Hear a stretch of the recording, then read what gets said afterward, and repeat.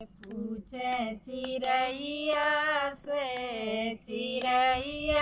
से कहाँ बनी गौरा मड़ैया से, कहाँ गनी गौरा मड़ैया से। बोले पूछे चिड़ैया से कहाँ गनी गौरा मड़ैया से। विष्णु से ब्रह्मा से पूछे, विष्णु से पूछे, ब्रह्मा से पूछे, विष्णु से पूछे, ब्रह्मा से पूछे। ये तो गड़बड़ा देती है। लक्ष्मी मैया से पूछे न, लक्ष्मी मैया से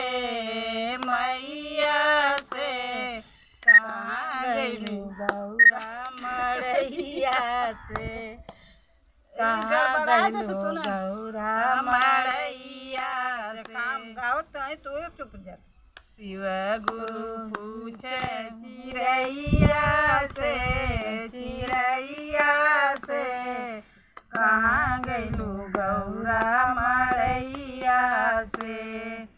राम से पूछे, लक्ष्मण से पूछे, राम से पूछे, लक्ष्मण से पूछे, पूछे सीता मैया से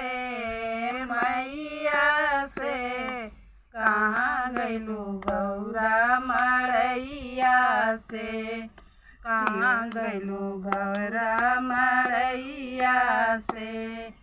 शिव गुरु पूछे चिड़ैया से कहाँ गइलू गौरा मड़ैया से।